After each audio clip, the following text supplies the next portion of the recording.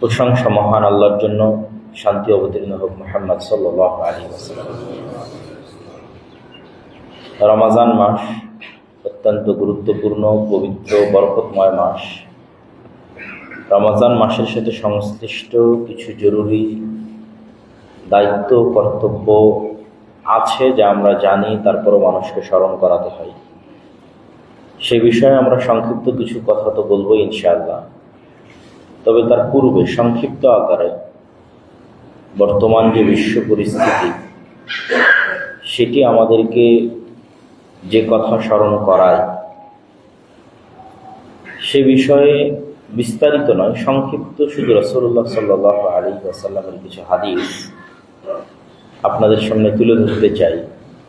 শুধু হাদিস এবং হাদিসের অনুবাদ, কেননা বিস্তারিত ব্যাখ্যা শুধু আল্লাহ সুবহানাহু ওয়া তাআলাই ভালো জানেন।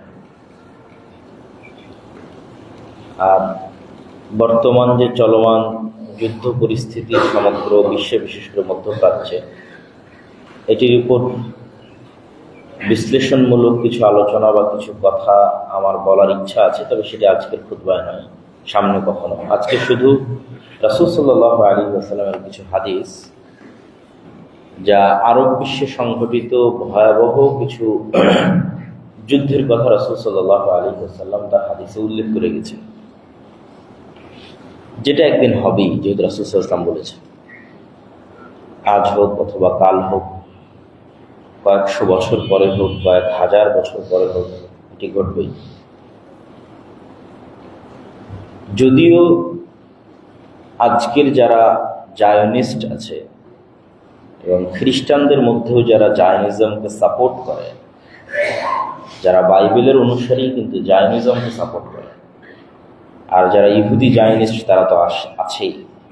তারা নিজেরাই বলতেছে যে তাদের বাইবেলে এবং তাদের তাওরাতে প্রতিশ্রুত যে আর্মেড গান তথা শেষ জামানার যুদ্ধ, সেটি তারা শুরু করেছে। এটা তারা নিজেরাই বলতেছে যে তারা যুদ্ধ শুরু করেছে শেষ জামানার, এবং এটা বলেই তারা তাদের সেনাবাহিনীকে মোটিভেট করতেছে যে পুনরায় ঈসা আলাইহিস সালাতু পৃথিবীতে ফেরত নিয়ে আসতে হবে, এবং ফেরত নিয়ে আসার জন্য আমাদের কিছু কাজ আছে, সেই কাজগুলো আমাদের করতে হবে। সেই কাজের অংশ হিসেবে আমরা যুদ্ধ করতেছি। এই যুদ্ধের পলিটিক্যাল কোনো গ্রাউন্ড, বাস্তব কোনো গ্রাউন্ড নাই, শুধু দৈব বাণীকে বিশ্বাস করা, ভবিষ্যৎ বাণী, ধর্মীয় বাণীকে বিশ্বাস করা যে ঈসা আলাইহিস সালামকে ফেরত নিয়ে আসতে হবে, নিয়ে আসতে হলে এটা এটা করতে হবে, অতএব আমরা সেটা করব। এটা তাদের দাবি। আমরা বলছি না যে এটাই শেষ জামানার যুদ্ধ, কিন্তু শেষ জামানায় কিছু যুদ্ধ হবে, রাসূল সাল্লাল্লাহু আলাইহি ওয়াসাল্লাম বলেছেন। সেই হাদিসগুলো আপনাদের সামনে সংক্ষিপ্ত আকারে তুলে ধরা। আউফ বিন মালিক রাদিয়াল্লাহু তাআলা থেকে বর্ণিত, তিনি বলেন রাসূল সাল্লাল্লাহু আলাইহি ওয়াসাল্লাম বলেছেন, তোমরা 6টা জিনিস গণনা করে রাখো যা আমার মৃত্যুর পর কিয়ামত পর্যন্ত সংঘটিত হবে। 1, মাউতি, আমার নিজের মৃত্যুই কিয়ামতের অনেক বড় আলামত। মুহাম্মদ সাল্লাল্লাহু আলাইহি ওয়াসাল্লামের নবী হওয়া কিয়ামতের অনেক বড় আলামত। আগের নবীরা তো আর শেষ নবী ছিল না, তাহলে তো কেউ আর বলতে পারবে না যে আরো কত নবী আসবে, আরো নবী আসতে পারে, আরো নবী আসতে পারে, আরো নবী আসতে পারে। কিন্তু মুহাম্মদ সাল্লাল্লাহু আলাইহি ওয়াসাল্লাম তো শেষ নবী, তাহলে মুহাম্মদ সাল্লাল্লাহু আলাইহি ওয়াসাল্লামের নবী হওয়াই কিয়ামতের অন্যতম একটা বড় আলামত। কেন তারপরে আর নবী আসবে না, মানে তারপরে কিয়ামত হবে। 500 বছর পরে হোক, 1000 পরে, 1000 বছর পরে হোক, 5000 বছর পরে হোক, কিন্তু নবী আর আসতেছে না। মুহাম্মদ সাল্লাল্লাহু আলাইহি ওয়াসাল্লামের মৃত্যুর পরে কিয়ামত হবে। তাহলে মুহাম্মদ সাল্লাল্লাহু আলাইহি ওয়াসাল্লামের মৃত্যু কিয়ামতের অন্যতম বড় একটি আলামত, সেটা তিনি নিজেও বলছেন। 6টা জিনিস গণনার মতো 1 নম্বর মাউতি, আমার মৃত্যু। 2 নম্বর ফাতহু বাইতুল মাকদিস, মসজিদে আকসা বিজয় করবে মুসলমানেরা, যেটা ওমর রাদিয়াল্লাহু তাআলা আনহুর শাসনামলে সংগঠিত হয়ে গেছে। মসজিদে আকসা বিজয় হবে। তারপর সুম্মা মাউতান ইয়াখুদু ফীকুম কাবুআতিল গানাম, ব্যাপক বড় বড় 2টা মহামারী, যাতে হাজার হাজার লক্ষ লক্ষ কোটি কোটি মানুষ মারা যাবে। এই বিষয়গুলো নিয়ে আলেম ওলামাদের মতো মতভেদ আছে যে এই মহামারীগুলো সংঘটিত হয়েছে না হয়নি। ওমর রাদিয়াল্লাহু তাআলার যুগে সিরিয়ায় এক ভয়ঙ্কর মহামারী হয়েছিল, সেটাকে আলেম ওলামাগণ এই মহামারী হিসেবে গণ্য করেছে। আবার পরবর্তীতে যখনই বড় ব্যাপক আকারে কোনো মহামারী দেখা গেছে, তখন সবাই এই হাদিসের কথা তুলে ধরে বলেছে এটি হয়তো সে মহামারী হতে পারে। যেহেতু রাসূল সাল্লাল্লাহু আলাইহি সাল্লাম কোনো নির্ধারিত টাইম সময় উল্লেখ করে যাননি, আর এটা উল্লেখ করা সম্ভব নয়। আল্লাহ নবীকে যতবার জিজ্ঞেস করা হয়েছে মাতা সাআ, কিয়ামত কখন হবে, তিনি কোনো সময় বলতে পারেন না। কেন আল্লাহ নিজে বলছেন যে কিয়ামত কখন হবে, এটার জ্ঞান একমাত্র কার কাছে আছে? আল্লাহ সুবহানাহু ওয়া তাআলা। তাহলে মুহাম্মদ সাল্লাল্লাহু আলাইহি ওয়াসাল্লাম শুধু চিহ্ন বলতে পারে, আলামত বলতে পারে। সে আলামতের নির্ধারিত সময়ও বলতে পারবেন না যে আসলে এই আলামতটা কখন, কত সালে, কোথায় সংঘটিত হবে। সুতরাং এটা বলার কোনো ওয়ে নাই, স্কোপ নাই যে এটাই সেই আলামত যেটা এত সালে অমুক জায়গায় সংঘটিত হচ্ছে বা হবে। তারপর রাসূল সাল্লাল্লাহু আলাইহি ওয়াসাল্লাম বললেন, সুম্মা ইস্তিফাদাতুল মাল হাত্তা ইউতা রাজুলু মিয়াতা দিনার। এত বেশি মানুষের ধন সম্পদ হয়ে যাবে যে একজন গরিব মিসকিনকে 100 দিনার দিলেও সেটাকে অনেক ছোট খাটো মনে করবে, অল্প মনে করবে। সুম্মা ফিতনাতুন লা ইয়াবকা বাইতুম মিনাল আরব ইল্লা দাখালাতহু। তারপর পৃথিবীতে এমন এক ফিতনা প্রকাশ পাবে যে ফিতনা প্রত্যেক আরব ঘরে প্রবেশ করবে। আল্লাহ নবী শুধু আরবদের কথা বলেছেন যে প্রত্যেক আরবের ঘরে ফিতনা প্রবেশ করবে। অনেকেই মনে করেন ফিতনা মানে মোবাইল, অনেকেই মনে করেন ফিতনা মানে আজকের অশ্লীলতা, ভয়াবনা। কিন্তু কোরআন এবং হাদিসে ফিতনা বললে সবার আগে যুদ্ধ বিগ্রহ এবং হত্যা রাহাজানিকে বোঝায় সর্বপ্রথম। তো হত্যা রাহাজানি, যুদ্ধ বিগ্রহ, এটি যদি আমরা ফিতনা দ্বারা উদ্দেশ্য নেই, তাহলে এমনও যুদ্ধ সংঘটিত হবে যে যুদ্ধে আরবের প্রত্যেকটা ঘর যুদ্ধ হয়ে যাবে। আরবের কোনো ঘর এই যুদ্ধ থেকে খালি থাকবে না, যেটা রাসূল সাল্লাল্লাহু আলাইহি ওয়াসাল্লাম বলেছেন। যে এমন যুদ্ধ সংঘটিত হবে যেই যুদ্ধ আরবের প্রতিটা ঘরে প্রবেশ করবে, যদি ফিতনা দ্বারা আমরা হত্যা, যুদ্ধ বিগ্রহ উদ্দেশ্য। সুম্মা হুদনাতুন তাকুনু বাইনাকুম ওয়া বাইনা বানিল আসফার। তারপর তোমাদের সাথে হলুদ চামড়ার মানুষদের, রোমানদের, ইউরোপিয়ানদের, সাদা চামড়ার মানুষদের, হলদেটে সাদা চামড়ার মানুষদের এক বড় চুক্তি সম্পাদিত হবে, যেই চুক্তি তারাই লঙ্ঘন করবে এবং তারা তোমাদের বিরুদ্ধে যুদ্ধ করতে আসবে 80টি পতাকার অধীনে, যার এক এক পতাকার অধীনে থাকবে 12,000 করে সৈন্যবাহিনী। এটা একটা হাদিস। আর এক হাদিসে রাসূলুল্লাহ সাল্লাল্লাহু আলাইহি ওয়াসাল্লাম বলেছেন, সামি'তুম বিমাদিনাতিন জানিবুম মিনহাল বার ওয়া জানিবুম মিনহাল বাহর।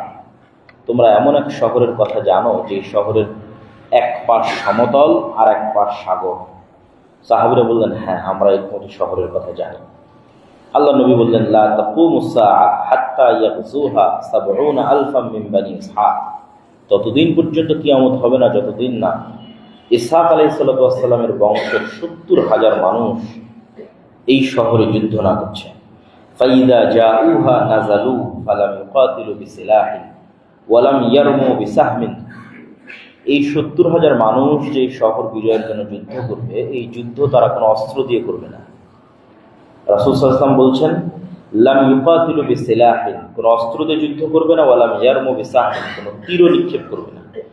ক্বালু লা ইলাহা ইল্লাল্লাহ আল্লাহু আকবার। তারা যুদ্ধ করবে শুধু মুখের আওয়াজ দিয়ে, যে মুখের আওয়াজ হবে লা ইলাহা ইল্লাল্লাহ, যে মুখের আওয়াজ হবে আল্লাহু আকবার। ফায়াসকুতু আহাদু জানিবাইহা, এইভাবে শহরের দেওয়াল ভেঙে পড়ে যাবে। আবার যখন তারা বলবে দ্বিতীয়বার লা ইলাহা ইল্লাল্লাহ আল্লাহু আকবার, তখন শহরের আরেক দেওয়াল ভেঙে পড়ে যাবে। তারপরে তারা আবার বলবে লা ইলাহা ইল্লাল্লাহ আল্লাহু আকবার, তখন শহরের তৃতীয় দেওয়াল ভেঙে পড়ে যাবে। ফাইফাররাজু লাহুম ফায়াদখুলুহা ফায়াগনামু ফাবাইনাহুমা হুম ইয়াখতাসিমুনাল মাগানিম। 3টে দেওয়াল ভেঙে যাওয়ার পর তারা ওই শহরে প্রবেশ করতে সক্ষম হবে এবং শহরে বিজয়ী হিসেবে প্রবেশ করার পর যখন তারা গনিমতের মাল বন্টন করবে, তখন অদৃশ্য থেকে একটা আওয়াজ আসবে, ইন্নাদ দাজ্জাল ক্বাদ খারাজ, দাজ্জাল তোমাদের বাড়ি ঘরে প্রবেশ করে গেছে। ফায়াতরুকুনা কুল্লা শাইইন ওয়া ইয়ারজিউন, তখন তারা তাড়াহুড়া করে গনিমতের মাল ফেলে দিয়ে তাদের বাড়ি ঘরের দিকে ফেরত যেতে থাকবে দাজ্জালের খোঁজে। এটা একটা হাদিস। রাসূল সাল্লাল্লাহু আলাইহি ওয়াসাল্লাম আর এক হাদিসে বলছেন, আবু হুরায়রা রাদিয়াল্লাহু তাআলা থেকে বর্ণিত, তিনি বলেন রাসূল সাল্লাল্লাহু আলাইহি ওয়াসাল্লাম বলেছেন, লা তাকুমু الساعة حتى ينزل الروم بالأعماق أو بدابق فيخرج إليهم جيش من المدينة من خيار أهل الأرض। ততদিন পর্যন্ত কিয়ামত হবে না যতদিন না রোমানরা আমাক এবং দাবেক নামক জায়গায় একত্রিত না হচ্ছে তোমাদের বিরুদ্ধে। এই আমাক এবং দাবেক হচ্ছে বর্তমান সিরিয়া এবং তুরস্কের সীমান্তবর্তী অঞ্চল। বর্তমানের সিরিয়ার যে সীমানা, যেই সীমানাটা তুরস্কের সাথে লাগে, এই সীমান্তবর্তী অঞ্চলে এখনো এই নামে জায়গা আছে আমাক এবং দাবেক। সেই দিন মদিনা থেকে বের হবে একটা সেনাবাহিনী যারা তৎকালীন বিশ্বের সর্বশ্রেষ্ঠ মানুষ। রাসূল সাল্লাল্লাহু আলাইহি ওয়াসাল্লাম বলেছেন, ফাইযা তাসাফু ক্বালাতির রূম খাল্লু বাইনানা ওয়া বাইনাল্লাযী সাবাউ মিন্না নুকাতিল। তখন মদিনা থেকে আসা এই সর্বশ্রেষ্ঠ অশ্বারোহী বাহিনীকে রোমানরা বলবে, তোমরা আমাদের জন্য রাস্তা ছেড়ে দাও, আমরা সিরিয়ান শামের এদের সাথে যুদ্ধ করতে চাই, তোমরা কেন মধ্যে বাধা হচ্ছ? ফায়াকুলুল মুসলিমুনা লা ওয়াল্লাহি লা নুখাল্লি বাইনাকুম ওয়া বাইনা ইখওয়ানিনা। তখন মদিনার মানুষরা বলবে, আমরা আমাদের সিরিয়ার ভাইদেরকে একা ছেড়ে দিতে পারি না। ফায়ুকাতিলুনাহুম ফায়ানহাজিমু থুলুথুন লা ইয়াতুবুল্লাহু আলাইহিম। ভয়ঙ্কর যুদ্ধ হবে। এই যুদ্ধে একদল মানুষ পালিয়ে যাবে যুদ্ধের মাঠ থেকে। যুদ্ধের মাঠ থেকে পালিয়ে যাওয়া অনেক বড় কবিরা গুনাহ। একদল মানুষ যুদ্ধের মাঠ থেকে পালিয়ে যাবে। রাসূল সাল্লাল্লাহু আলাইহি ওয়াসাল্লাম বলছেন, আল্লাহ কোনোদিন তাদের তওবা কবুল করবে না। মুসলমানদের একদল মানুষ যুদ্ধের মাঠ থেকে পালিয়ে যাবে, এদের তওবা কোনোদিন কবুল হবে না। ওয়ায়ুকতালু থুলুথুহুম, আর মুসলমানদের 3 ভাগের 1 ভাগ শহীদ হয়ে যাবে। রাসূল সাল্লাল্লাহু আলাইহি ওয়াসাল্লাম বলছেন, এরা পৃথিবীর সর্বশ্রেষ্ঠ শহীদ। আফজালুশ শুহাদা ইনদাল্লাহ, আল্লাহর নিকটে শ্রেষ্ঠতম শহীদ হবে এরা। ওয়ায়াফতাতিহুল থুলুথ, আর 1/3 তো পালিয়ে গেছে, 1/3 মারা গেছে, আর মুসলমানদের 1/3কে আল্লাহ বিজয় দান করবেন রোমানদের উপরে। লা ইফতানুনা আবাদা, এই 1/3 এরা কোনোদিন আর কোনো ফিতনায় পতিত হবে না। ফায়াফতাহিহুনা কুসতুনতুনিয়া, এই 1/3 কুসতুনতুনিয়া বিজয় করবে। আগের হাদিসে যেটা আমরা দেখলাম, এমন একটা শহর যার এক পাশ সমতল আর এক পাশ সমুদ্র, সেটাও কুসতুনতুনিয়া। এটাও কুসতুনতুনিয়া। কুসতুনতুনিয়াকে ইংরেজিতে বলা হয় কনস্টান্টিনোপল, আর আমরা এখন চিনি ইস্তাম্বুল নামে। তুরস্কের মোটামুটি অফিসিয়াল রাজধানী নয়, কিন্তু দীর্ঘদিনের রাজধানী ছিল। ঐতিহ্যবাহী শহর ইস্তাম্বুল, তুরস্কের ইস্তাম্বুল, যাকে আরবিতে বলা হয় কুসতুনতুনিয়া, ইংরেজিতে বলা হয় কনস্টান্টিনোপল। এই শহর তারা বিজয় করবে। তাহলে এই শহর কিয়ামতের পূর্ব মুহূর্তে বিজয় হচ্ছে, মানে এই শহর মুসলমানদের হাতে থাকবে না। তথা আজকের তুরস্ক যে মুসলমানদের হাতে আছে, এটা একদিন থাকবে না মুসলমানদের হাতে। এটা ইহুদি খ্রিস্টান অন্যদের দখলে চলে যাবে। তাহলে কিয়ামতের পূর্ব মুহূর্তে কিভাবে ইস্তাম্বুল বিজয় হবে? কেন এরপর পরে আবার দাজ্জাল বের হচ্ছে, কথা এটা কিয়ামতের পূর্ব মুহূর্তের কথা। তাহলে তারা কুসতুনতুনিয়া বিজয় করবে। ফাবাইনামা হুম ইয়াহতাসিমুনাল গানাইম, যখন তারা গনিমতের মাল বন্টন নিয়ে ব্যস্ত থাকবে এবং তাদের তরবারিগুলো জাইতুন গাছে ঝুলানো থাকবে, ইযা সাহা ফীহিমুশ শায়তান, তখন শয়তান অদৃশ্য থেকে চিৎকার করে বলবে যে দাজ্জাল তোমাদের বাড়িতে ঢুকে গেছে। ফায়াখরুজুনা ওয়া যালিকা বাতিল, তাড়াহুড়া করে এরা গনিমত ফেলে দিয়ে তরবারি নিয়ে তাদের বাড়ি ঘরের দিকে যেতে থাকবে, মানে দামেস্ক শহরের দিকে আসতে থাকবে। এটা আরো অন্য বর্ণনা আরো স্পষ্ট যে দামেস্ক শহরের দিকে ফেরত আসতে থাকবে। তো এই প্রথম সংবাদটা হবে মিথ্যা। দাজ্জাল যে তাদের বাড়ি ঘরে ঢুকে গেছে, এই প্রথম সংবাদ মিথ্যা। ফাইযা জাউ শাম খারাজা ফাবাইনামা হুম ইউরিদুনা লিল কিতাল, কিন্তু যখন তারা দামেস্কে ফেরত আসবে, তারপরে সত্যি সত্যি দাজ্জাল বের হয়ে যাবে। তখন ইউরিদুনা লিল কিতাল, তখন তারা যুদ্ধের প্রস্তুতি নিবে দাজ্জালের সাথে। ইউসাব্বুনা সুফুফা ইযা উকিমাতিস সালাত, এমতো অবস্থায় দামেস্কের মসজিদে সালাতের ইকামত হবে এবং মুজাহিদরা সালাতের জন্য দাঁড়াবে সারিবদ্ধভাবে। কিছু বর্ণনা এসেছে এটা ফজরের সালাত। ঠিক এই সময়ে ইয়ানজিলু ঈসা ইবনে মারিয়াম, ঈসা ইবনে মারিয়াম, কিছু বর্ণনা এসেছে 2 ফেরেশতার কাঁধের উপর ভর দিয়ে নামবেন। ফাআম্মাহুম ফাইযা রাআহু আদুউল্লাহ যাবা কামা ইয়াদুবুল মিলহু ফিল মা ফালাউ তারাকাহু লান যাবা হাত্তা ইয়াহলিক। ঈসা ইবনে মারিয়ামকে যখন দাজ্জাল দেখবে, তখন লবণ যেভাবে পানিতে দিলে মিটে যায়, মিশে যায়, গলে যায়, দাজ্জাল সেভাবে গলে যেতে থাকবে। ওয়ালাকিন ইয়াকতুলুহুল্লাহু বিয়াদি, কিন্তু তারপরেও ঈসা আলাইহিস সালাম নিজে হাতে দাজ্জালকে হত্যা করবে। ফায়ুরিহিম দামাহু ফি হারবাতি, এবং যেই অস্ত্র দিয়ে তিনি দাজ্জালকে হত্যা করবেন এটা জনগণকে দেখাবেন যে দেখো দাজ্জালকে হত্যা করেছে। কাছাকাছি অনুরূপী বর্ণনা যে রোমানদের সাথে মুসলমানদের একটা বিরাট চুক্তি হবে, আর এই চুক্তির লঙ্ঘনটা হবে এইভাবে যে রোমানদের সাথে মুসলমানদের চুক্তি হওয়ার পর এরা তৃতীয় আর একটা পক্ষের বিরুদ্ধে একসাথে একত্রিত হয়ে যুদ্ধ করবে, তথা খ্রিস্টানেরা আর মুসলমানেরা একত্রিত হয়ে তৃতীয় এক পক্ষের বিরুদ্ধে যুদ্ধ করবে। সেই তৃতীয় পক্ষ কে কারা তা হাদিসে উল্লেখ নেই। এই যুদ্ধে মুসলমান এবং খ্রিস্টানদের বিজয় হবে। বিজয় হওয়ার পর একজন খ্রিস্টান সৈন্য বলবে যে ক্রুশের কারণে বিজয় হয়েছে, যে ক্রুশ চিহ্ন তারা গলায় ঝোলায়, এটার কারণে আমরা বিজয় হয়েছি। এইটা দেখে এক মুজাহিদ মুমিন ওই ক্রুশটাকে ভেঙে দেবে, বললেন না আমরা আল্লাহর সহযোগিতায় বা আল্লাহর সাহায্যে বিজয় হয়েছি। এই ক্রস ভাঙ্গাকে কেন্দ্র করে একদল আর এক দলের মুখোমুখি হয়ে যাবে পুনরায়, এবং এই যে মুখোমুখি হবে এই মুখোমুখির কথাই বলা হচ্ছে যে 80টা পতাকার অধীনে তারা একত্রিত হবে, যার এক এক পতাকার অধীনে 12,000 করে সৈন্যবাহিনী থাকবে, এবং মুসলমানদের 3 ভাগের 1 ভাগ পালিয়ে যাবে, 1 ভাগ শহীদ হবে, 1 ভাগ বিজয় হবে, এবং বিজয় হওয়ার পর কনস্টান্টিনোপল, ইস্তাম্বুল, তুরস্ক বিজয় হবে। এই যুদ্ধের আর অন্য বর্ণনায় রাসূল সাল্লাল্লাহু আলাইহি ওয়াসাল্লাম বলছেন যে এই যুদ্ধ এত ভয়াবহ হবে যে 100 জন মানুষের 99 জনই মারা যাবে, একজন বেঁচে থাকবে। একটা পাখি যদি আকাশে 1 মাস উড়ে তাহলে 1 মাস উড়লেও লাশের সারি শেষ করতে পারবে না, লাশের দুর্গন্ধে সে মৃত অবস্থায় পড়ে যাবে। তার বাঁচার মতো আলাদা কোনো আশ্রয়স্থল যেখানে লাশ নাই, লাশের দুর্গন্ধ নাই, এরকম কোনো সেফ জায়গা সে খুঁজে বের করতে পারবে না। উঠতে উঠতে উঠতে উঠতে ক্লান্ত হয়ে মরে পড়ে যাবে। এত বেশি পরিমাণে মানুষ এই যুদ্ধে মারা যাবে যে মানুষ আর গনিমতের মালেও সন্তুষ্ট হবে না, মানুষের ওয়ারিস বন্টন করার কেউ থাকবে না। এগুলো সব রাসূল সাল্লাল্লাহু আলাইহি ওয়াসাল্লাম বিভিন্ন হাদিসে বলেছেন। ওই সেম ঘটনার ধারাবাহিকতায় বিভিন্ন হাদিস। তারপরে যখন আড়াল থেকে ঘোষণা হবে দাজ্জাল তোমাদের বাড়ি ঘরে প্রবেশ করে গেছে, তখন যারা তাড়াহুড়ো করে বের হবে দাজ্জালকে খুঁজতে, আর এক বর্ণনায় রাসূল সাল্লাল্লাহু আলাইহি ওয়াসাল্লাম বলছেন যে মুজাহিদদের মধ্যে 10 জনকে পাঠানো হবে যে তোমরা যাও, অশ্বারোহী 10 জন অশ্বারোহীকে পাঠানো হবে, দেখো তো দাজ্জাল সত্যি সত্যি আমাদের বাড়িতে ঘরে ঢুকে গেছে কিনা। রাসূল সাল্লাল্লাহু আলাইহি ওয়াসাল্লাম বলছেন ওই 10 অশ্বারোহীর নাম, ওদের চেহারা, ওদের বাপের নাম, ওদের বংশের নাম আমি বলে দিতে পারি যে 10 জন কারা, যে 10 জন দাজ্জালের অনুসন্ধানে বের হবে। ওরা তৎকালীন বিশ্বের সর্বশ্রেষ্ঠ ঈমানদার এবং সর্বশ্রেষ্ঠ অশ্বারোহী, যারা মদিনা থেকে বের হয়ে আসবে শাম বা সিরিয়ায়। এবং রাসূল সাল্লাল্লাহু আলাইহি ওয়াসাল্লামের আরেক হাদিসে এই যুদ্ধের কথা বর্ণনা করতে গিয়ে তিনি বলেছেন যে সেই দিন মুসলমানদের হেডকোয়ার্টার হবে গৌতা নামক জায়গা, যেটি আজকের শাম বা সিরিয়ার রাজধানী দামেস্কের অতি নিকটবর্তী একটি অঞ্চল, গৌতা নামক জায়গা।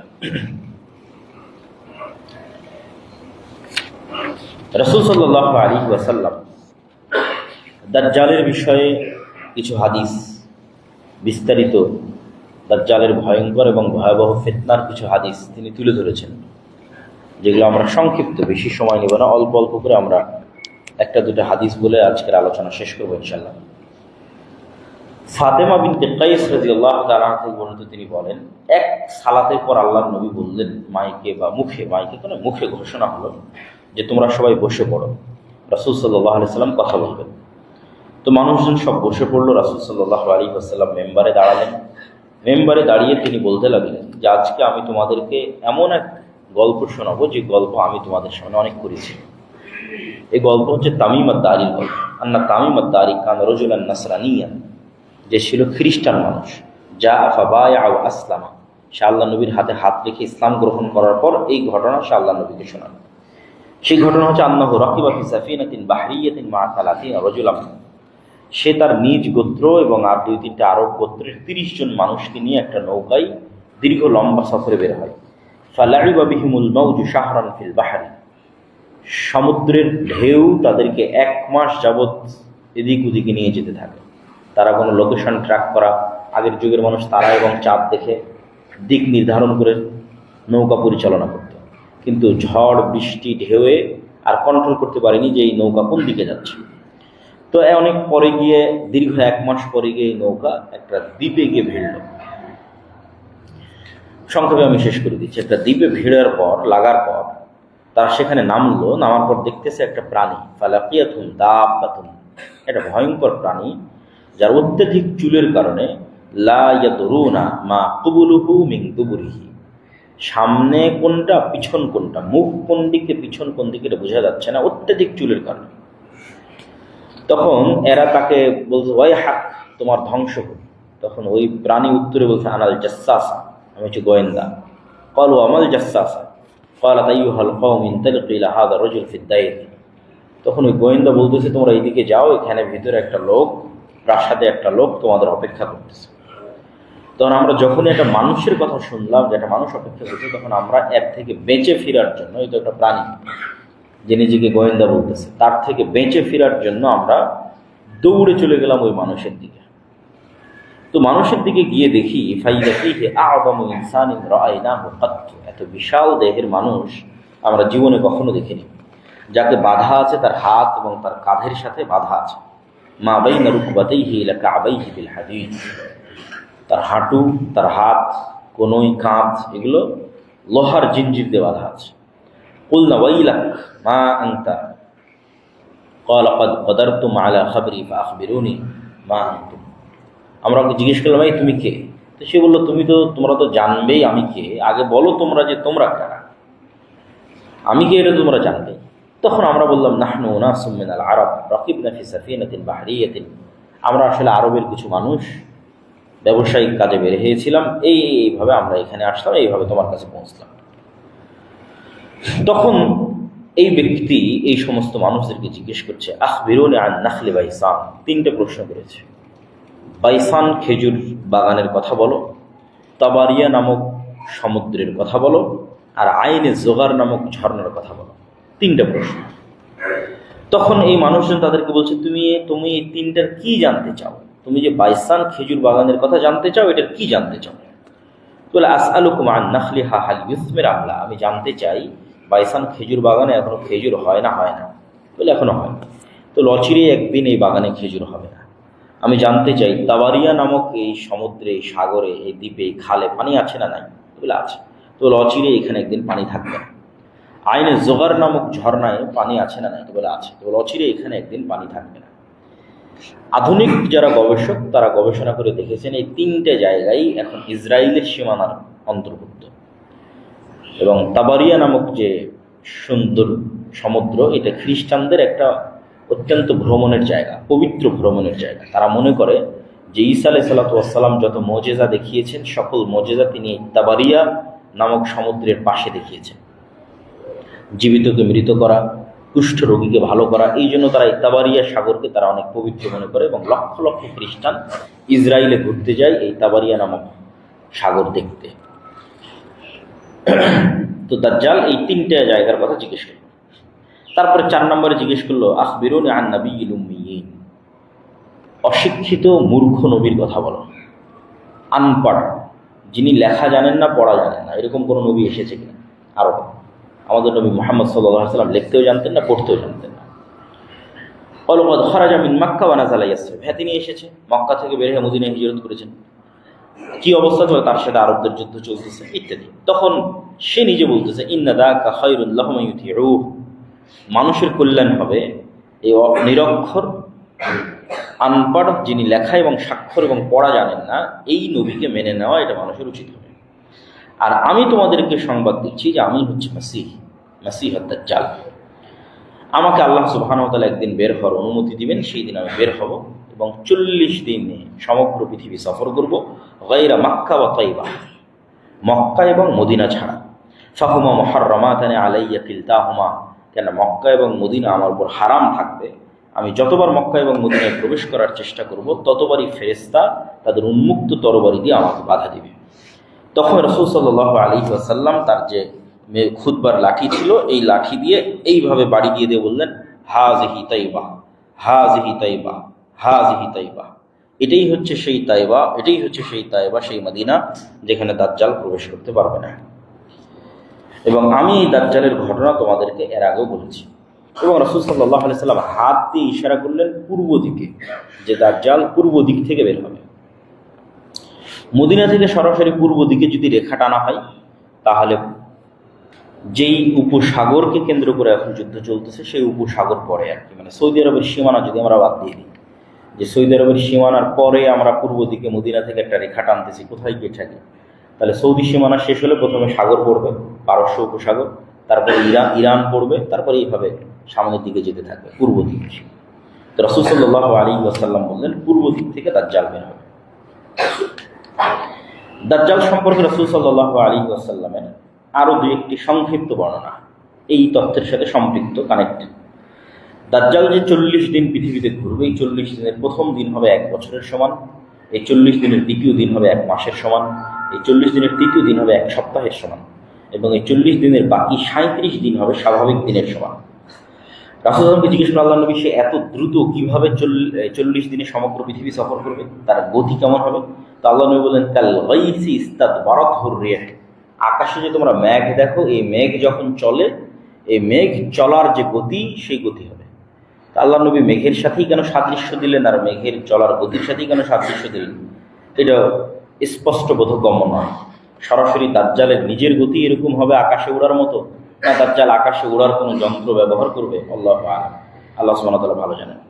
রাসূল সাল্লাল্লাহু আলাইহি ওয়াসাল্লাম বললেন, দাজ্জাল যখন কোনো এলাকায় যাবে, তখন তাদেরকে ডাক দিবে তার উপর ঈমান আনার জন্য। এই নরসিংদীর মানুষ, এই বাংলাদেশের মানুষ, ওই যে এরিয়াতে যাবে, তোমরা আমার প্রতি ঈমান আনয়ন করো।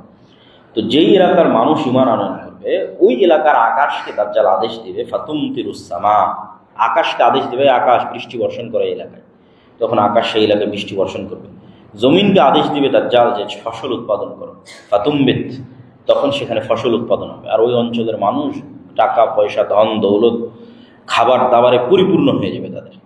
এবার দাজ্জাল কোনো এক এলাকায় গিয়ে যখন বলবে যে এই ঈমান আনয়ন করো, আর ওই এলাকার মানুষ যখন বলবে যে না, আমরা ঈমান আনয়ন করবো না, তখন দাজ্জাল ওই আকাশকে বলবে বৃষ্টি বন্ধ করে দাও, জমিনকে বলবে উৎপাদন বন্ধ করে দাও। ওই এলাকা থেকে দাজ্জাল যখন চলে যাবে, তখন সেটা দুর্ভিক্ষে পরিণত হয়ে যাবে। আর এক হাদিসে রাসূল সাল্লাল্লাহু আলাইহি ওয়াসাল্লাম, আমরা যে শাম সিরিয়ার যে মুজাহিদদের কথা বলছি, যখন ঈসা আলাইহিস সালাম আসবে, ওখানেও বলা আছে যে শাম বা সিরিয়ার মানুষ দাজ্জালের আনুগত্য না করার কারণে সেখানে দুর্ভিক্ষ দেখা দিবে, এবং মানুষ তার ধনুককে আগুনে পুড়িয়ে সেটার রশি খাওয়া শুরু করবে, এই পরিমাণ দুর্ভিক্ষ দেখা দিবে। তখন তারা ঈসা আলাইহিস সালামের অপেক্ষা করবে, এবং ঈসা আলাইহিস সালাম আসার পর দাজ্জালের এই ভয়ঙ্কর ফিতনা থেকে তারা মুক্তি পাবে। নাহলে দাজ্জালের এই ভয়ঙ্কর ফিতনা এমনভাবে মানুষকে গ্রাস করবে, প্রত্যেক যে মানুষের ন্যূনতম দুনিয়াবি লোভ আছে, ন্যূনতম, সেই ফিতনায় বাঁধিয়ে। আর যে মানুষের চুল পরিমাণ দুনিয়ার লোভ নাই, যে মৃত্যুর জন্য প্রস্তুত, যে আমার জন্ম হয়েছে বাস মরার জন্য, ঈমান অবস্থায় মৃত্যুকে সকল কিছুর উপর প্রাধান্য দিবে, এই ধরনের মানুষেরা দাজ্জালের ফিতনা থেকে বেঁচে যেতে পারে। এটা পৃথিবীর সবচেয়ে ভয়ঙ্কর ফিতনা, যে ফিতনা সম্পর্কে অতীতের সকল নবী রাসূল সতর্ক করেছেন। রাসূলুল্লাহ সাল্লাল্লাহু আলাইহি ওয়াসাল্লাম দাজ্জালের কথা বলতে গিয়ে আরও বলেছেন যে দাজ্জাল মদিনার একজন মানুষকে হত্যা করে জীবিত করবে। দাজ্জাল যখন মদিনায় যাবে, মদিনার মধ্যে তো প্রবেশ করতে পারবে না, মদিনার পাশে যখন যাবে তখন মদিনা বিশাল ঝাঁকুনি হবে, ভূমিকম্প হবে, এবং এই ভূমিকম্পে মদিনার যারা ফাসিক ফাজির মুনাফিক আছে, তারা মদিনা থেকে বের হয়ে এসে দাজ্জালের পূজা করবে। আর একমাত্র পাক্কা মুমিনেরা মদিনায় থেকে যাবে, যাদের ঈমান খুব মজবুত, টপ লেভেলের। তো ওই রকম একজন ঈমানদার ব্যক্তি বের হয়ে আসবে, যাকে দাজ্জাল হত্যা করবে, যে দাজ্জালকে অস্বীকার করবে, এবং হত্যা করার পর আবার জীবিত করবে। জীবিত করার পর ওকে বলবে যে তোমাকে হত্যা করেছি, আমাকে জীবিত করলাম, এখনও তুমি আমাকে, আমার প্রতি ঈমান আনতেছো না, আমাকে রব্বুল আলামিন হিসেবে বিশ্বাস করতেছো না। তখন এই মুজাহিদ বলবে যে আমার আগের চেয়ে ইয়াকিন বেশি হয়ে গেছে যে তুমি সেই দাজ্জাল, আগের চেয়ে আমার ঈমান আরও মজবুত হয়ে গেছে। তখন দাজ্জাল আরও ক্ষিপ্ত হবে এবং তাকে আবারও হত্যা করতে চাইবে, কিন্তু তাকে হত্যা করতে পারবে না। যাই হোক, এইভাবে দাজ্জালের যে সংক্ষিপ্ত ঘটনা, এই ঘটনা শেষ হওয়ার পর কী হবে? দাজ্জালকে ঈসা আলাইহিস সালাতু ওয়াস সালাম হত্যা করবেন। ঈসা আলাইহিস সালাম যখন দামেস্কের মসজিদে নামবেন, নামার পরে তিনি দাজ্জালকে খুঁজতে থাকবেন। ইমাম মাহদী এবং তার সৈন্যবাহিনী এবং মুজাহিদদেরকে নিয়ে খুঁজতে খুঁজতে তিনি জেরুজালেমের লুদ নামক দরজায় দাজ্জালকে পাবেন, এবং দাজ্জাল তাকে দেখে গলতে থাকবে, কিন্তু গলা শেষ হওয়ার পূর্বেই ঈসা আলাইহিস সালাতু ওয়াস সালাম দাজ্জালকে হত্যা করবেন, এবং সেই রক্ত মানুষকে দেখাবেন। দাজ্জালকে হত্যা যখন করা হয়ে গেছে, তখন আল্লাহ সুবহানাহু ওয়া তাআলা ঈসা আলাইহিস সালামকে বলবে যে ঈসা ইবনে মারইয়াম, আমার একদল সৃষ্টি জীব আছে যাদের সাথে কেউ যুদ্ধ করে পারবে না, অতএব মুমিনদের নিয়ে, মুজাহিদদের নিয়ে তুর পাহাড়ে আশ্রয় নাও। তো মুমিন মুজাহিদদের নিয়ে ঈসা আলাইহিস সালাম তুর পাহাড়ে আশ্রয় নেবে। আর আল্লাহর সেই সৃষ্টিজীব কারা? তারা হচ্ছে ইয়াজুজ আর মাজুজ। তখন ইয়াজুজ এবং মাজুজ পৃথিবীতে বের হবে এবং পৃথিবীর সকল সমুদ্র, সকল নদীনালা, খাল বিল, পুকুর, ফসল ফল ফলাদি সব খেয়ে শেষ করে দেবে, কিচ্ছু বাকি রাখবে না। এবং ইয়াজুজ এবং মাজুজের এই ভয়ঙ্কর যে পরীক্ষা, আসলে মুসলমানদের শক্তি যে দুনিয়াবী শক্তি নয়, এটা এই জায়গাতেও প্রমাণ হয় যে একজন নবী তিনি তুর পাহাড়ে আশ্রয় নিয়ে আছে। তাকে আল্লাহ বলছে না যে তুমি যাও ইয়াজুজ মাজুজের সাথে যুদ্ধ করো, কারণ আল্লাহ আগেই বলে দিয়েছে যে আমার একদল বান্দা আছে, ইবাদান লি, আমার বান্দা, লা ইয়াদান লিআহাদিন বিকিতালিহিম, তার ক্ষমতা নেই যে ওদের সাথে যুদ্ধ করবে। তাহলে ঈসা আলাইহিস সালামের বাঁচার রাস্তা কি? আল্লাহর কাছে কান্নাকাটি করা। একজন নবী আল্লাহর কাছে এবার কান্নাকাটি করবে, ইমাম মাহদী সহ এবং সকল মুজাহিদ সেনাবাহিনী সহ, যে আল্লাহ ইয়াজুজ মাজুজের এই বিপদ থেকে আমাদের রক্ষা করে। খাবার নাই, পানি নাই, কয়দিন এভাবে চলে। তাহলে আল্লাহর কাছে ফিরে যাওয়া ছাড়া এবং আল্লাহর আশ্রয় ছাড়া মুমিন এবং মুসলমানদের বাঁচার কোনো রাস্তা নেই। এটা নবী ঈসা জীবিত থাকা অবস্থায়, দাজ্জালের মতো এত ফিতনা অতিক্রম করার পরে, দাজ্জালকে নিজে হাতে হত্যা করার পরে এবার ঈসা আলাইহিস সালামকে আল্লাহর কাছে কাঁদতে হচ্ছে তুর পাহাড়ে। তো যখন ঈসা আলাইহিস সালাম এবং ইমাম মাহদী এবং মুজাহিদরা আল্লাহর কাছে তুর পাহাড়ে কাঁদবে, তখন আল্লাহ সুবহানাহু ওয়া তাআলা তাদের দোয়া কবুল করে এক প্রকার বিষাক্ত পোকা, অসুস্থতা এই সমস্ত ইয়াজুজ এবং মাজুজের ঘাড়ে দিয়ে দিবেন, যেটার কারণে তারা সব মারা যাবে এবং সেটার দুর্গন্ধে টেকা যাবে না। তখন আবার ঈসা আলাইহিস সালাম এবং মুজাহিদরা আল্লাহর কাছে আবার কান্নাকাটি করে দোয়া করবে। তখন আল্লাহ সুবহানাহু ওয়া তাআলা একদল উট পাখির মতো একদল পাখিকে আল্লাহ সুবহানাহু ওয়া তাআলা পাঠাবেন, যারা উটের কুজের মতো একদল পাখিকে, যারা এই সমস্ত লাশকে উঠিয়ে নিয়ে গিয়ে, হাজার হাজার লক্ষ লক্ষ কোটি কোটি লাশকে উঠিয়ে নিয়ে গিয়ে কোথাও ফেলে দেবে। এবং আল্লাহ সুবহানাহু ওয়া তাআলা আসমানকে বলবেন বৃষ্টি বর্ষণ করো, এবং আসমান বৃষ্টি বর্ষণ করে পুরো পৃথিবীকে পবিত্র করে দেবে, সাফ করে দেবে। তারপরে আল্লাহ সুবহানাহু ওয়া তাআলা আসমান এবং জমিনকে আদেশ দিবেন যে তোমাদের মধ্যে যা রিজিক আছে, যা রহমত আছে, যা বরকত আছে, সব উন্মুক্ত করে দাও। তখনই একটা ডালিম একটা গ্রাম খাবে, তখনই একটা গরুর দুধ একটা বংশ খাবে, কেননা পৃথিবীর বরকতের যেটা সর্বোচ্চ স্তর, সেটাতে পৃথিবীকে পৌঁছে দেওয়া হবে। আর পৃথিবীতে যুদ্ধ বিগ্রহ বন্ধ হয়ে যাবে এবং এতদিন যুদ্ধ বিগ্রহের যা অস্ত্র ছিল সেগুলোই জ্বালিয়ে পুড়িয়ে শেষ করতে 7 বছর পার হয়ে যাবে এবং পৃথিবীতে ঈসা আলাইহিস সালামের 7 বছরের সর্বশ্রেষ্ঠ ন্যায়পরায়ণের শাসনকাল প্রতিষ্ঠা হবে, ন্যায় এবং ইনসাফের শাসন 7 বছর। এই 7 বছর পার হওয়ার পর এক মৃদু বাতাসে, যে বাতাস মুমিনদের বগলে অনুভূত হবে, সেই মৃদু বাতাসে পৃথিবীর সকল মুমিন মৃত্যুবরণ করবে। তারপরে পৃথিবীতে শুধু ফাসিক, ফাজের এবং পাপিষ্ঠরা থাকবে। এবং যেই হাদিসগুলো আপনারা শুনে থাকেন যে এক সময় মানুষ পশু পাখির ন্যায় মিলিত হবে, লজ্জা বুঝবে না, এটা হবে সেই সমস্ত মানুষেরা। হজ এবং ওমরা বন্ধ হয়ে যাবে, এটা হচ্ছে সেই সমস্ত মানুষেরা। কাবা ঘর ধ্বংস করা হবে, এটা হচ্ছে সেই সমস্ত মানুষেরা। এগুলো ঈসা আলাইহিস সালাম এবং ইমাম মাহদী, দাজ্জাল, এগুলোর পরের কথা এবার আসছে। তখন পৃথিবীতে আর কোনো মুমিন বেঁচে থাকবে না, কেউ কোরআন পড়ার লোক থাকবে না, আল্লাহর নাম নেওয়ার লোক থাকবে না। সেগুলো এখন নয়, এগুলো হবে দাজ্জালের পরে, ঈসা আলাইহিস সালামের পরে, যখন আর কোনো মানুষ না আল্লাহকে চিনবে, না কোরআনকে চিনবে, না কাবাকে চিনবে, না মানুষের কোনো লজ্জা এবং হায়া থাকবে। কুকুর যেভাবে খোলা মাঠে মিলিত হচ্ছে, মানুষ সেভাবে মিলিত হবে। এই সমস্ত পাপিষ্ঠ, পাপাচারী, নিকৃষ্ট মানুষের উপর আল্লাহ সুবহানাহু ওয়া তাআলা কিয়ামত কায়েম করবে। তো এই হলো আজকে আমাদের সংক্ষিপ্ত আলোচনা যে কিয়ামতের পূর্ব মুহূর্তে এই রকমের কিছু ভয়ঙ্কর এবং ভয়াবহ যুদ্ধ হবে। সেই যুদ্ধটা কখন, কোথায়, কিভাবে, কোন যুদ্ধ, সেটা নির্দিষ্ট করে বলা কঠিন, কিন্তু এই রকমের ভয়াবহ ভয়ঙ্কর যুদ্ধ হবে, যেটা রাসূল সাল্লাল্লাহু আলাইহি ওয়াসাল্লাম বলছেন। এবং অন্তত একটা জিনিস ক্লিয়ার, যে শাম এবং সিরিয়ার মানুষেরা ঈমানের উপর থাকবে, মদিনার মানুষেরা ঈমানের উপর থাকবে। একটা জিনিস পরিষ্কার, মদিনা থেকে মুজাহিদ বের হবে, শাম এবং সিরিয়া থেকে মুজাহিদ বের হবে, এবং তারাই মূলত ইমাম মাহদী এবং ঈসা আলাইহিস সালামের সঙ্গী হবে। এবং আরও একটা জিনিস পরিষ্কার, যে মুসলমানেরা কনস্টান্টিনোপল, ইস্তাম্বুল, তুরস্ক বিজয় করবে। যদিও মানুষের ইচ্ছা এবং কামনা হওয়া উচিত নয় যে সে এইটার অংশ হবে, কেন উচিত নয়? সকল নবী সকল উম্মতকে শিখিয়ে দিয়ে গেছে, তোমরা মসিহ দাজ্জালের ফিতনা থেকে আল্লাহর কাছে পরিত্রাণ চাও। কেন ওই ফিতনায় পরীক্ষায় পাশ করার মতো ঈমান আমার এবং আপনার আছে কিনা এটা আমরা জানি না। ফলত ওই পৃথিবীতে ওই ফিতনা প্রকাশ হওয়ার আগেই যদি আমরা পৃথিবী থেকে বিদায় নিই, এটা আমাদের জন্য করলেন। কেন আমাদের টার্গেট তো জান্নাতে যাওয়া। তো এই জন্য কখন কোথায় ইমাম মাহদী বের হলো, আর কখন কোথায় ঈসা আলাইহিস সালাম অবতীর্ণ হবে, এইটার পিছনে না পড়ে আমি আমার ঈমান নিয়ে কত দ্রুত পৃথিবী থেকে বিদায় নিতে পারি, আর আল্লাহ আমাকে ওই ফিতনা থেকে কত আগে পৃথিবী থেকে নিয়ে যায়, এটা মানুষের কামনা হওয়া উচিত। যে দাজ্জালের ফিতনা বের হওয়ার আগে যেন আল্লাহ আমাদের পৃথিবী থেকে যাওয়ার ব্যবস্থা করে দেয়, কেননা সেটা এক ভয়ঙ্কর এবং ভয়ানক ফিতনা হবে যেখানে মানুষ তার ঈমান হারিয়ে ফেলবে। এবং তিনটা ধর্মের মানুষ এই বিষয়ে একমত যে কিয়ামতের পূর্ব মুহূর্তে একজন মাসিহ বের হবে যে তাদের উদ্ধার করবে।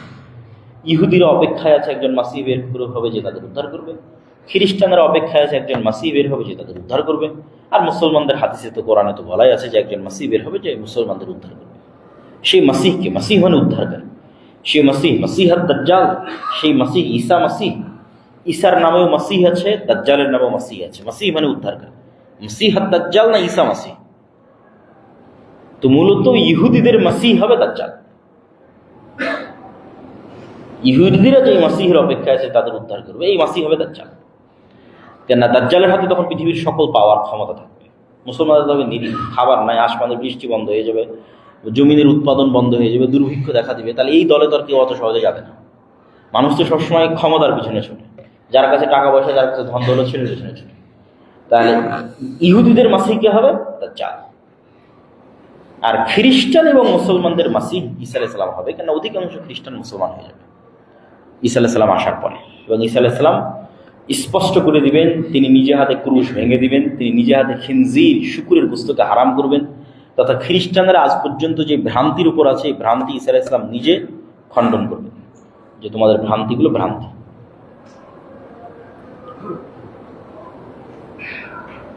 আর রমজান মাসকে সামনে রেখে আমাদের যে করণীয় কাজ, সে করণীয় কাজের মধ্যে সবচেয়ে জরুরি কাজ, এক নম্বর জরুরি কাজ, যেটা রমজানে কোনো মতেই মিস দেওয়া উচিত নয়, সেটা হচ্ছে 5 ওয়াক্ত সালাত। স্বাভাবিকভাবেই দেওয়া উচিত নয়, কিন্তু আমি সিয়ামও পালন করছি আবার সালাত আদায় করি না, এই সিয়ামের কোনো গুরুত্ব নেই, এই সিয়ামের কোনো দাম নাই। দাজ্জাল যখন আসবে তখনও সাহাবীরা রাসূল সাল্লাল্লাহু আলাইহি ওয়াসাল্লামকে জিজ্ঞেস করল, আল্লাহ নবী সালাত কেমনে হবে? একদিন যদি 1 বছর হয়, সালাত কেমনে হবে?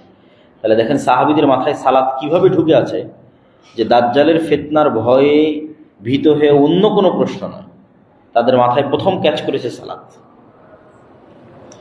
ঈসা আলাইহিস সালাতু ওয়াস সালাম যখন তার মায়ের কোলে, ফাআশারাত ইলাই ক্বালু কাইফা নুকাল্লিমু মান কানা ফিল মাহদি সাবিয়্যা ক্বালা ইন্নী আব্দুল্লাহ আতানিয়াল কিতাবা ওয়া জাআলানি নাবিয়্যা।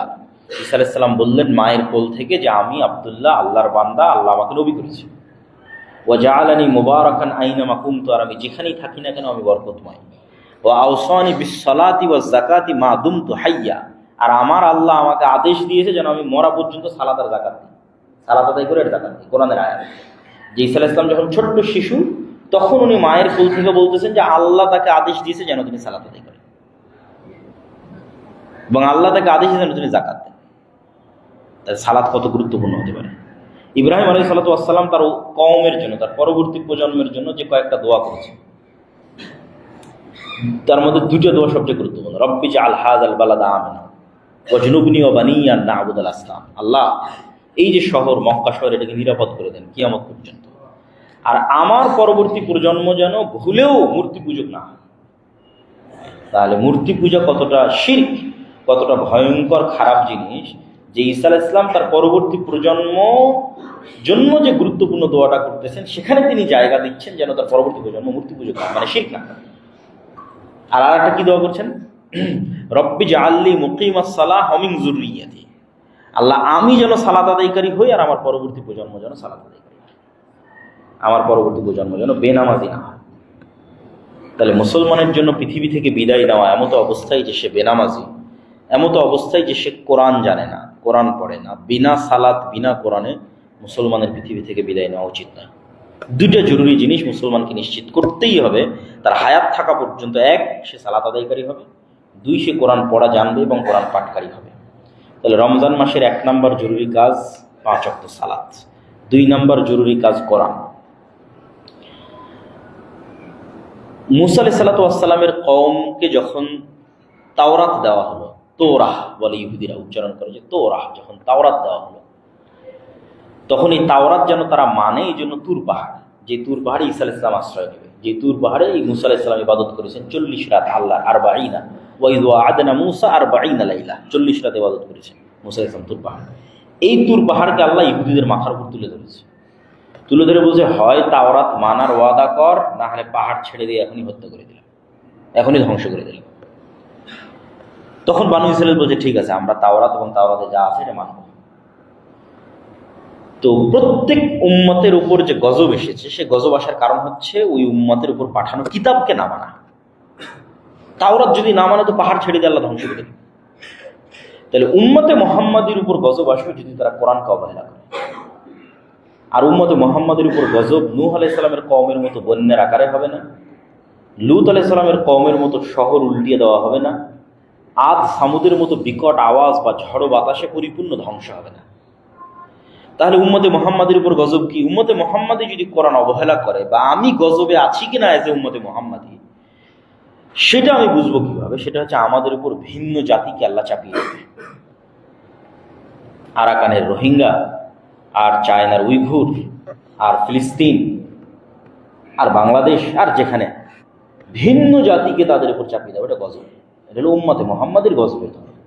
উম্মতে মুহাম্মাদের গজব বন্যা নয়, ভূমিকম্প নয়, শহর উল্টিয়ে দেওয়া নয়, আকাশ থেকে অগ্নিবৃষ্টি নয়, বিকট আওয়াজ নয়। উম্মতে মুহাম্মাদের গজব হচ্ছে ইহুদি, খ্রিস্টান, হিন্দুরা এদেরকে কচু কাটা করবে। যখন দেখবেন করতেছে তখন বুঝবেন গজব। যেমন হালাকুখা চেঙ্গিস খা যখন বাগদাদে গিয়ে লক্ষ লক্ষ মানুষকে জবাই করেছে বাগদাদে, বুঝতে হবে এটা গজব। কেন এই গজব আসতেছে? কোরআনকে অবমূল্যায়ন করার কারণে। ইন্নাল্লাহ ইয়ারফাউ বিহাযাল কিতাবি আকওয়ামান ওয়া ইয়াদউ বিহি আখারিন। কোরআন এবং এই উম্মতের শক্তি সামর্থ্য দাঁড়িপাল্লায় সমান সমান। আমার এবং আপনার বাড়িতে, আমার এবং আপনার সমাজে কোরআনের মূল্য যেই মানে থাকবে, পৃথিবীতে এই উম্মতের ক্ষমতা, দাপট, শক্তি সেই লেভেলে থাকবে। কোরআন আমাদের বাড়িতে, আমাদের ঘরে যেই নিম্ন লেভেলে থাকবে, পৃথিবীতে উম্মতে মুহাম্মাদের অবস্থা সেই নিম্ন লেভেলে থাকবে।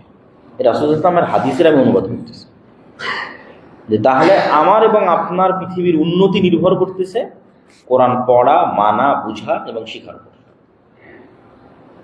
পৃথিবীতে যদি উম্মতে মুহাম্মাদি চায় যে তারা শক্তিশালী, সামর্থ্যবান, পাওয়ারফুল হবে, তাহলে ফিরে আসতে হবে কোরআনের কাছে। এই রমজান মাস হচ্ছে কোরআনের মাস, শাহরু রমাদান আল্লাযী উনজিলা ফীহিল কোরআন। এবং ওই যে দাজ্জালের ফিতনা থেকে বাঁচার রাস্তাও কিন্তু কোরআন।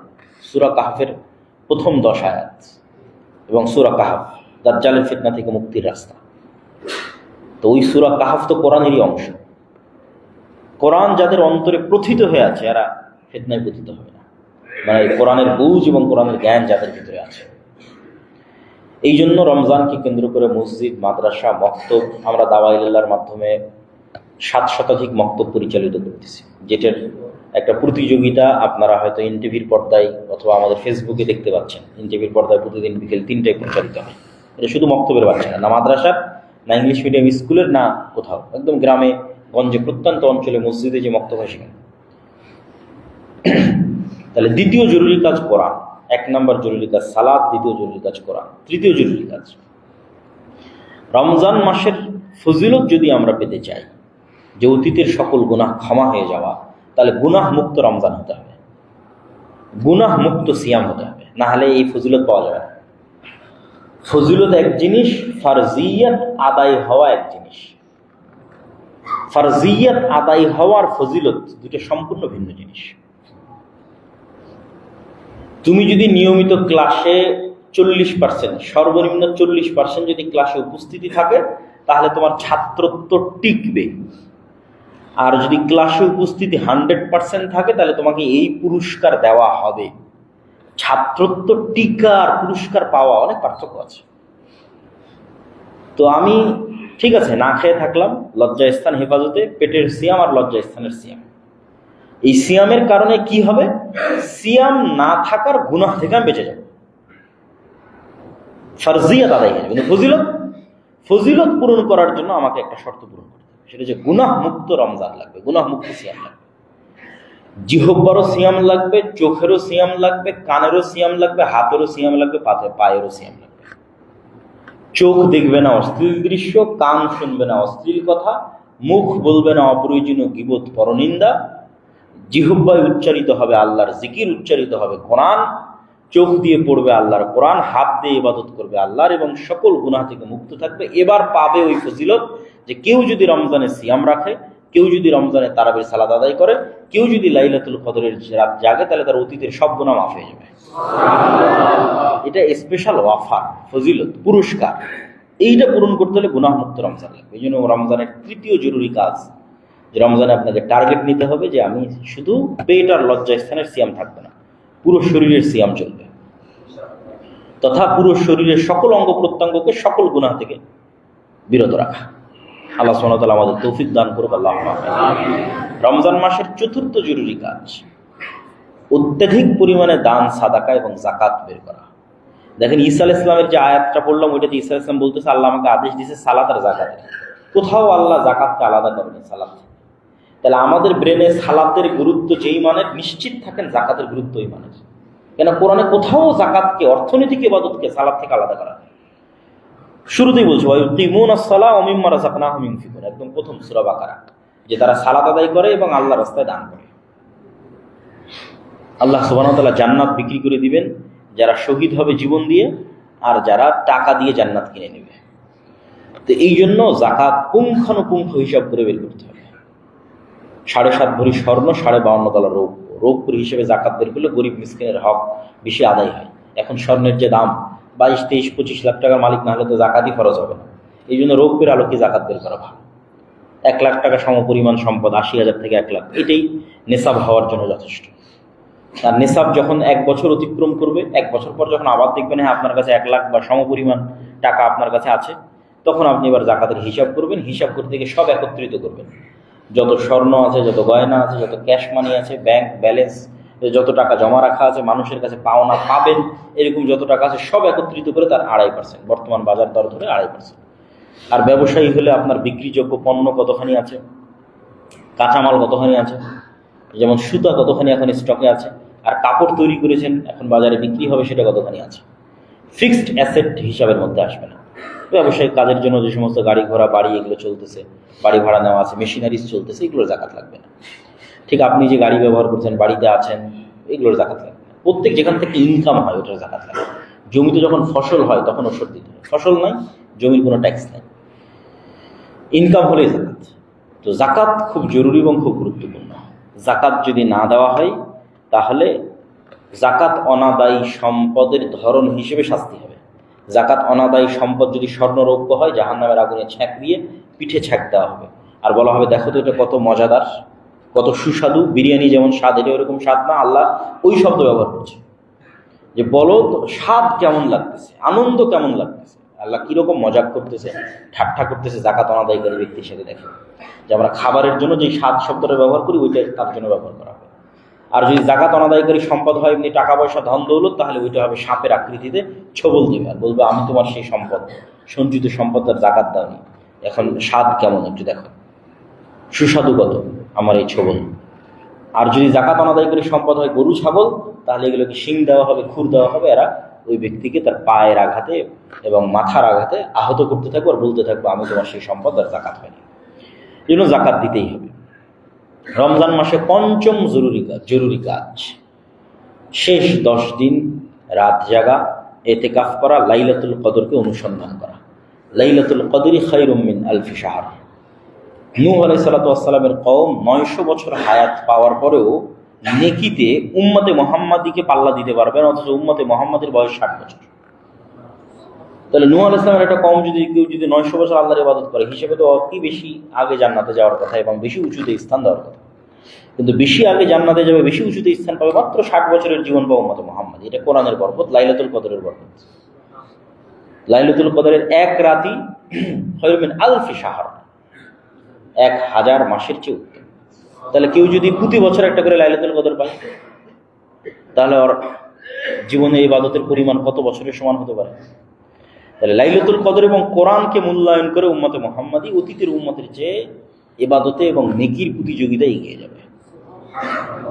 এই জন্য লাইলাতুল কদরকে আমাদের অনুসন্ধান করতে হবে। রমজান মাসে লাইলাতুল কদর আছে নিশ্চিত, রমজান মাসের মধ্যে লাইলাতুল কদর আছে এটা নিশ্চিত। ইন্না আনজালনাহু ফি লাইলাতুল কদর শাহরু রমাদান আল্লাযী উনজিলা ফীহিল কুরআন, দুটো আয়াত। আমি এটাকে অবতীর্ণ করেছি লাইলাতুল কদরে, আর শাহরুর রমাদান ফিল কোরআন, রমজান মাসে কোরআন অবতীর্ণ করেছি। তাহলে আমি যদি কোরআন লাইলাতুল কদরে অবতীর্ণ করে থাকি, রমজানে অবতীর্ণ করে থাকি, তাহলে লাইলাতুল কদর রমজানের মধ্যে আছে, আর বাইরে যাওয়ার সুযোগ নেই। এখন রমজানের মধ্যে মানুষ তার চেষ্টা অনুযায়ী লাইলাতুল কদরকে খুঁজবে। যারা রমজানের প্রতি রাত জাগবে তাদের তো শতভাগ নিশ্চয়তা। যারা তার চেয়ে কম জাগতে চায় তারা শেষ 10 দিনের প্রত্যেক রাত, যারা তার চেয়ে কম জাগতে চায় তারা শেষ 10 দিনের বিজোড় রাত, এর নিচে নামার সুযোগ নেই। শুধু 27, শুধু 21 এরকম কোন স্পষ্ট দলিল কোরআন এবং হাদিসে নেই। শেষ 10 দিনের বিজোড়ের কথা রাসূল সাল্লাল্লাহু আলাইহি ওয়াসাল্লাম বলেছেন। আর যারা ইতিকাফে থাকবে তাদের জন্য জরুরি হচ্ছে রমজান মাসে ইতিকাফ অবস্থায় অন্য স্বাভাবিক গল্প তো বহু পরের কথা, অন্য আলেম ওলামার বক্তব্য শোনা, অন্য আলেম ওলামার বই পড়াও ঠিক না। ইতিকাফ অবস্থায় আপনার কাজ জিকির, সালাত করা, দোয়া, ব্যাস। এইভাবে ইতিকাফকে মূল্যায়ন করতে হবে। মানে ইতিকাফে বসে আপনি সারাদিন ফোন চালাচ্ছেন, এটা ইতিকাফ হলো না। ইতিকাফ মানে সোশ্যালি ডিসকানেক্টেড হওয়া। তো আগের যুগে আমরা ফিজিক্যালি, যেহেতু আমাদের সমাজ ব্যবস্থা ছিল, তাই ফিজিক্যালি আমরা ডিসকানেক্ট হতাম মসজিদের কোনায়। এখনকার আমার সমাজ ব্যবস্থা হচ্ছে ডিজিটাল সমাজ ব্যবস্থা। তাহলে আমি যখন ফেসবুকে চালাচ্ছি, আমি কিন্তু চায়ের আড্ডার স্থলেই আছি। মানে আগের যুগের বাইরের চায়ের স্টল এখনকার ফেসবুক। তাহলে আমি ইতিকাফে বসে ফেসবুক চালাচ্ছি, মানে আমি যেন মসজিদ থেকে বের হয়ে ইতিকাফ ভেঙে চায়ের স্টলে যে আড্ডা দিচ্ছি, ফেসবুকে কমেন্ট করতেছি, রিপ্লাই দিচ্ছি, ইউটিউব ভিডিও দেখতেছি। তাহলে এখনকার যুগে ইতিকাফ মানে আগে মোবাইল থেকে ডিসকানেক্ট হতো, ডিজিটালি আগে ডিসকানেক্টেড হতো। ডিজিটাল যে সমাজ ব্যবস্থা আগে ওটার থেকে বিচ্ছিন্ন, তারপরে সশরীরে বিচ্ছিন্ন। ডিজিটালি এটার সাথে গেলে এটার মাধ্যমে সমাজ ব্যবস্থার সাথে কানেক্ট থাকলাম, এই ইতিকাফ প্রকৃত ইতিকাফ হবে। এই জন্য যারা ইতিকাফে বসবেন তারা এই বিষয়গুলো খেয়াল রাখার চেষ্টা করবেন। আল্লাহ সুবহানাহু ওয়া তাআলা আমাদের রমজানকে মূল্যায়ন করার তৌফিক দান করুক আল্লাহ। দাজ্জালের ফিতনা থেকে বেঁচে থাকার তৌফিক দান করুক আল্লাহ।